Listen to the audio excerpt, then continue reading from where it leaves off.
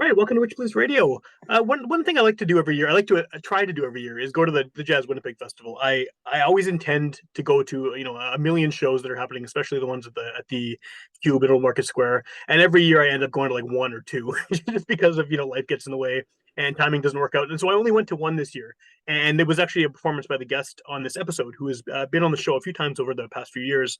And I'm really happy I did because it was a really cool show, and we'll get into this for sure. But I mean, I already liked your music leading up to this, which is why I wanted to see you live. And this was just like, to me anyway, like a next level of interesting what you were doing with the music you were playing at that show. So I think that before we talk about any of that, if you want to just introduce yourself and just give a bit of background about who you are and what you do.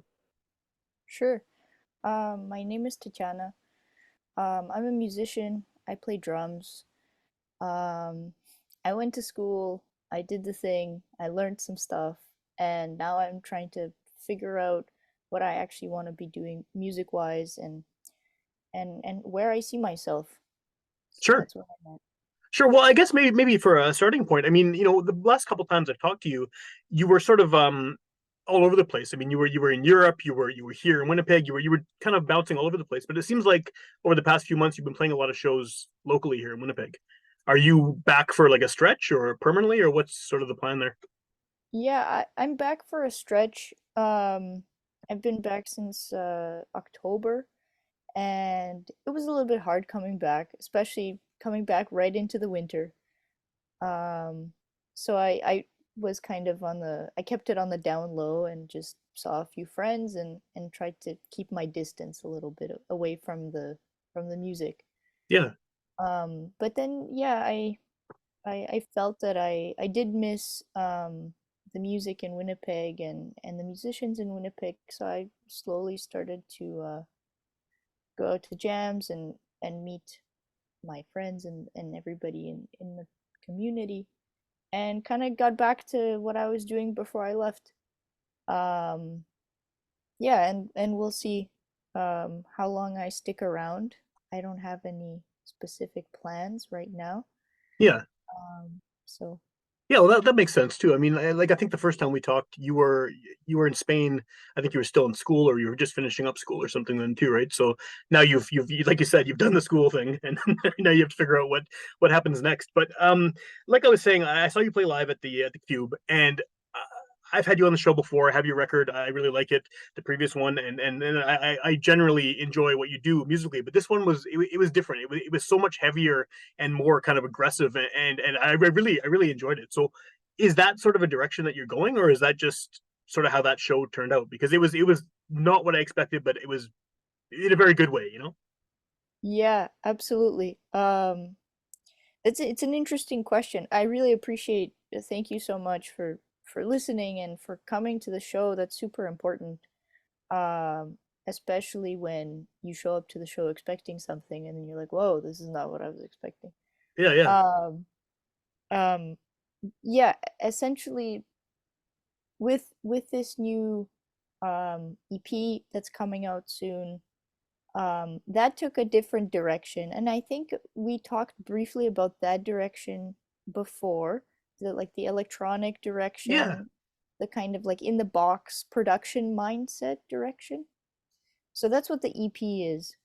But the problem with the EP is that it's so soundscape heavy, so synth heavy, that to do that music live was going to be impossible, essentially, because it's like a written through uh it's like a soundtrack. Sure. And so what I thought could be cool for this show was basically to ask Devin and Kyle to bring a bunch of effects and let's just pare these tunes down to the basics and let's just make something happen.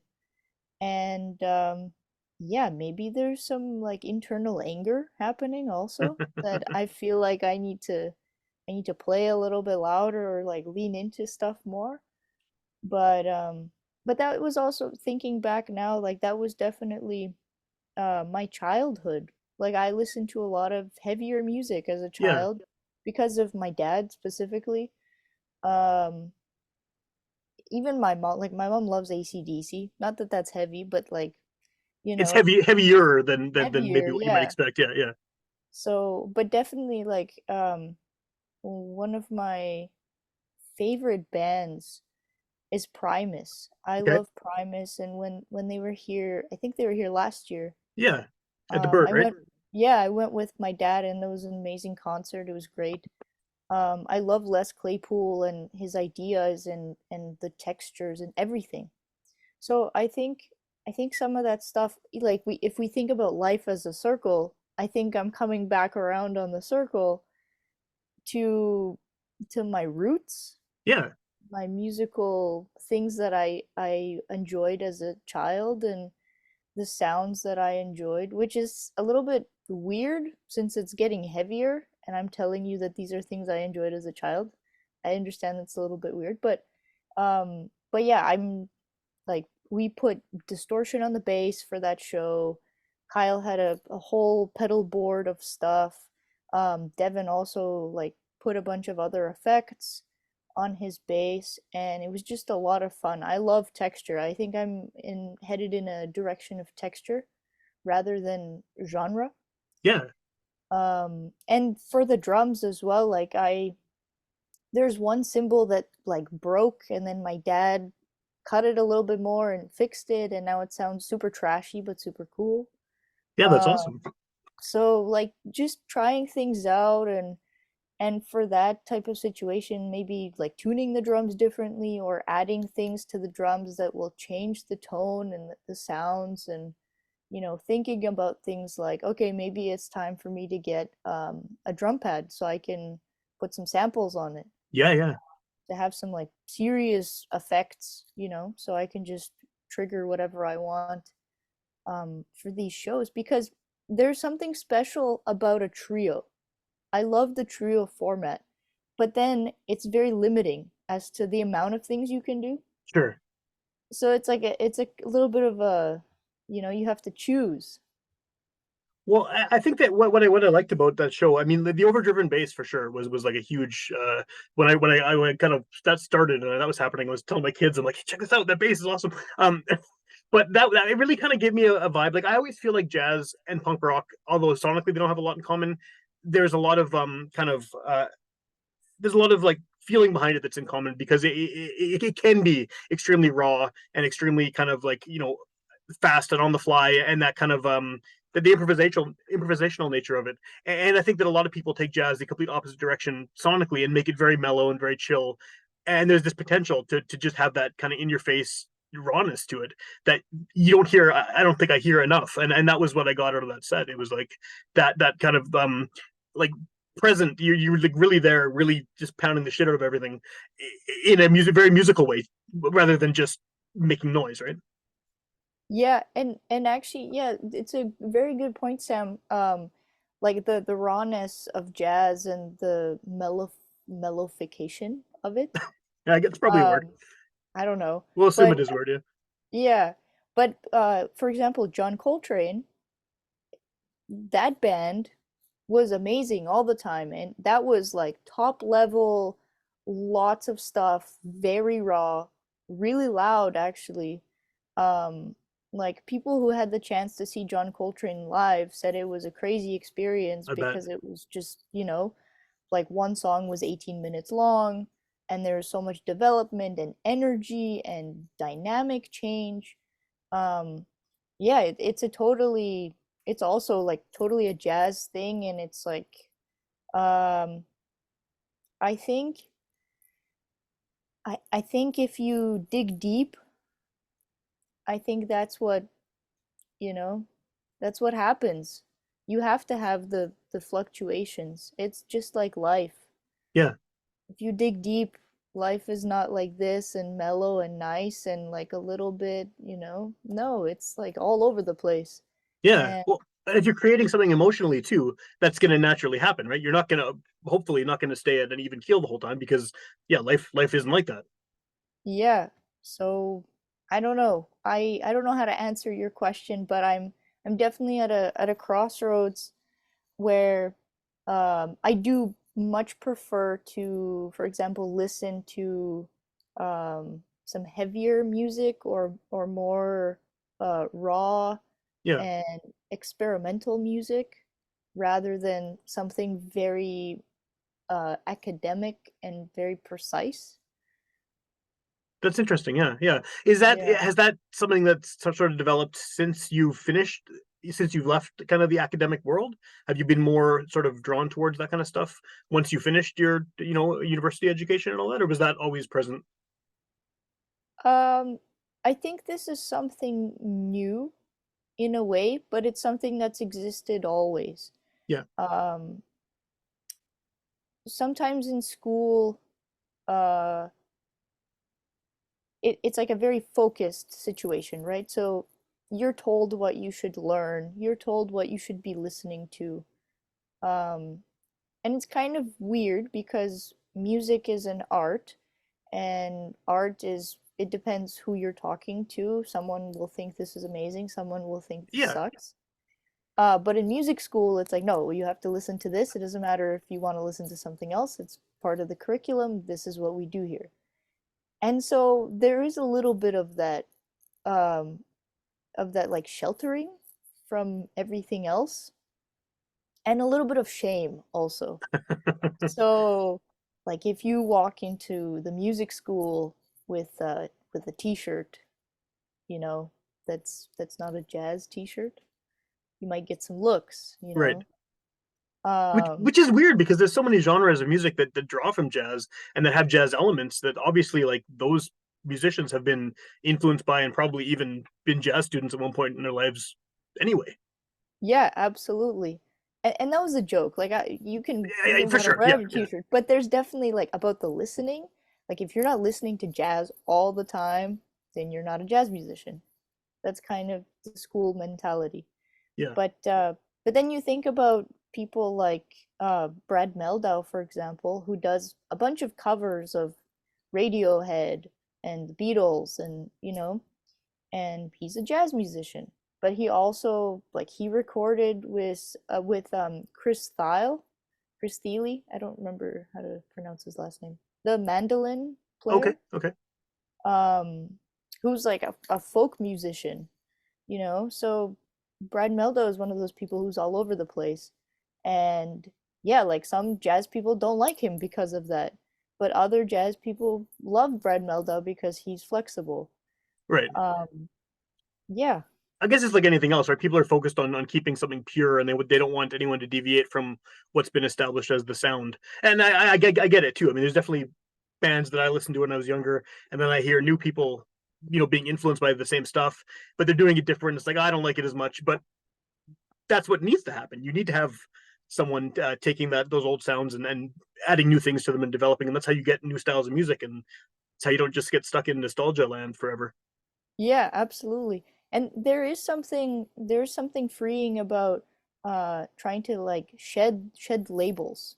You know, just because you went to school for jazz doesn't mean you're a jazz musician Right. necessarily. So that's kind of interesting, you So know. do you think of yourself as a jazz musician at this point then, or are you just a drummer or a I don't composer, know. drummer, whatever else you want to add to that? I I've actually never thought of myself as a jazz musician. And this is a very loaded topic because um I have a lot of respect for jazz music, and this is one of the reasons that, uh, for example, like I would probably never record an album with standards Okay. or record an album with very famous jazz compositions because I've heard very good versions of And those songs. probably lots of versions of those songs too. Like I'm Yes. sure hundreds and hundreds. Yeah. And there's something beautiful about the way that those people performed those songs. And that's partly why I love that music. It's the music, but it's also the performers. Hmm. And I kind of feel like I just need to leave that alone. I just need to appreciate that, but I shouldn't try to do that specifically. Right. You're doing your own thing, and you have that background and that history of listening and that education, but yeah, you can make it into whatever you want, I guess, without having Yeah, those labels hung on you. yeah. When this EP that you have coming out, was it recorded here or is it something you recorded before you came back to Winnipeg? It was recorded in Spain Okay. actually 2 years ago. Oh wow, wow. Um, and it started as a super weird project that I never meant to release. It was just me. School had just finished. I was excited to do things that I just had on my mind. And what I had on my mind was, hey, I have Logic on my computer. I would like to check the whole library that Logic has of sounds, and I just want to play with the MIDI and figure some stuff out. Yeah. That's how it started. And I ended up recording a few sketches. Uh, then one of my friends was interning at a studio, and she said, "Hey, we can get the studio for free. Do you Nice. want to do something?" I'm like, "Yes, of course, always." And I took these rough drafts into the studio. We put it into Pro Tools, so we had it in our headphones and we recorded on top of that. Oh cool. The instrumentation was very weird. There was no bass. All the bass on the record is synth bass, or it's like samples of me playing bass when I was practicing for Bass Lab and would get distracted and was like, "Oh, this is cool." Um, and we had tabla and oud. There's vocals on the record, drums, and lots of sounds, a few different samples. Um, yeah, Cool. guitar, electric guitar.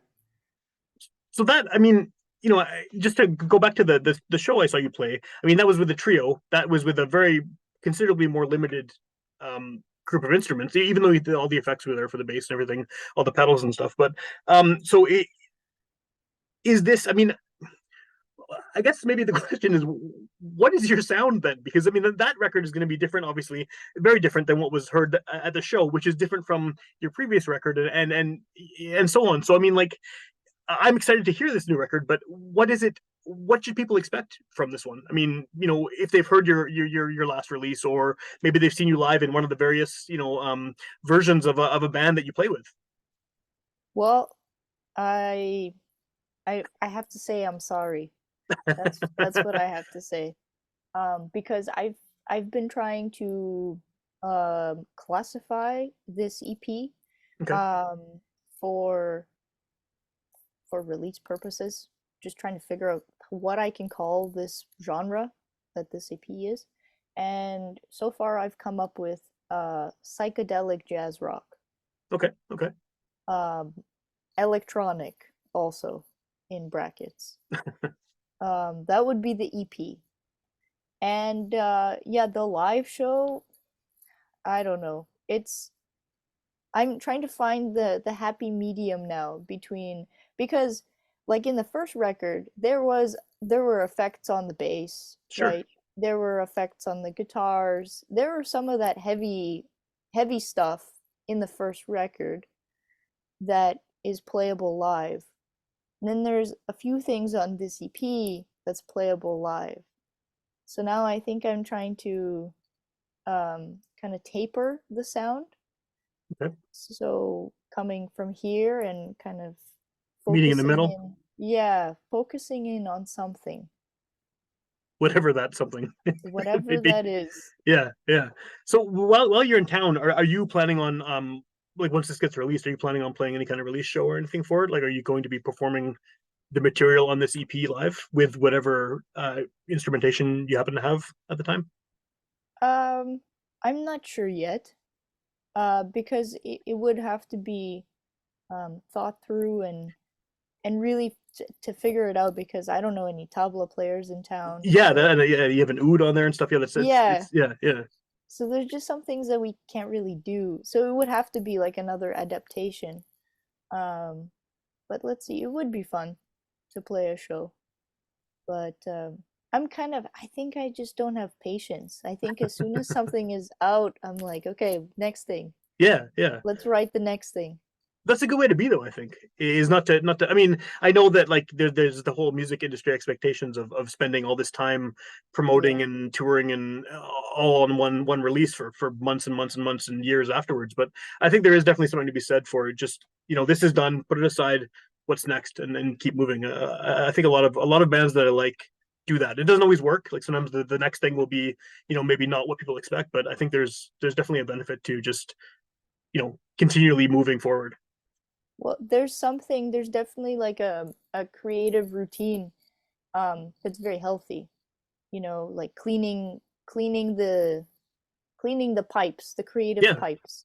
yeah. And yeah, like you said, sometimes it's good, sometimes it's not. Sometimes like this EP, I I got some people to listen to it. Some people are like, maybe you shouldn't release it. And I'm like, well, too late. Yeah, it's happening. Yeah, I'm yeah. I'm gonna release it. I was thinking for a long time, like, I shouldn't release this. I shouldn't release this. But I don't know. It's such a controversy now with like people who've listened to it evenly divided between you should release it and you should not release it, Yeah, that yeah. I'm interested to see what happens. What is that? How does that feel when you hear that? When someone says you shouldn't release it, does that make you more motivated to release it? Just like to see what other people feel about it, or like are you confident enough, I guess, in the material that it needs to go out, regardless of what other people say? I don't know. I think I realized somebody told me, they said it depends on who says that to you, and it depends how much you trust this person, how much Right. you value their opinion. And so if I have people close to me whose opinion I value, both saying yes and no, it's a little bit confusing. Yeah, And I believe it. I know I absolutely do not have confidence. I yeah, I don't have confidence. It's very hard with anything. Like I have to it takes work. I Yeah, have to push myself to pretend to have confidence. but it's happening anyway. The record's coming out, so It's yeah. happening. Do you have a Yeah. release date for it yet? Yes. The record is coming out September 14th, and the single is coming out August 10th. Oh, cool. So that's very soon. How did you pick a single Yes. for it? Did you have it? Was there always kind of a strongest song you wanted to put out to represent the record, or did you have to agonize over which one seemed like the best option to release first? Um, I kind of decided a long time ago, by accident, Okay. because there was one song on the EP that I really wanted a visual representation for. So I ended up filming a little bit of a music video Oh, cool. for that one song, and then it just makes sense to release that song as the single. For sure. Yeah. And from the people who've listened to it so far, they say that that is the strongest song. So that's also good, I guess. Right on. At this point, obviously, when we're recording, this is not out yet, but someone could hear this a month from now, like hear it 6 months from now. By then, the record's out. Who knows what else you have going on? What's the best way to find your music online or elsewhere, and to hear it if someone's new to your stuff? It'll be on all the streaming platforms. So if you just search my name, Tetyana, and then Haraschuk, it'll a picture of a person playing drums will show up, and that will be me. That'll be And you, right then on. you click on my face, and then you find the new EP. Cool. And the old EP you can find the same way. Yep, Just click on your face; it'll be there. click on my face. And what do you have any upcoming shows while you're here that you know of already that are already planned? Yeah, August 20th, there's a great string of concerts that's been happening for a few years. I know you're a fan. Yeah, I'm I'm a going to huge yours. I'm looking fan. forward to it. Yeah. Yeah, Red House. I love Red House. Zore is amazing. She puts on these great concerts all Yeah. summer long, and it's great for the city. It really gives you gives you a place to be as a musician in the summer. Yeah, and it's a nice setting too to have this intimate little porch show with maybe 100 people max, probably less, usually like 50 or 30 people even. Yeah. So before I let you go though, how are you going to play that? Like, what kind of lineup are you going to have for that show? Because that's, you know, it's going to be different in the cube, obviously, because the stage is different, the setting is different, the event is different. Do you have like a what kind of sound are you going to be bringing to that show? That show will hopefully be um the trio, Devin, Kyle, Okay. with two vocalists Oh, cool. actually. Oh, cool. Okay. So it'll be a quintet, not for the whole show, but for some of the music, it'll be a quintet. And I'm hoping to play one song that I wrote a few years ago, and it's a little bit of like a choir thing. Okay. So I'm hoping to get all these people, because Kyle sings also. So I'm hoping to have three or four vocalists singing this tune. Oh, very And cool. it's a very relaxed, very easy, simple, but I think it's a nice tune. I think maybe people would like it. But again, it's a completely different thing from yeah. People have to go and see and decide if they can figure out what you are, what you play, what type of music you make. Yes. Yes. If you can help me, I would be very grateful. Right on.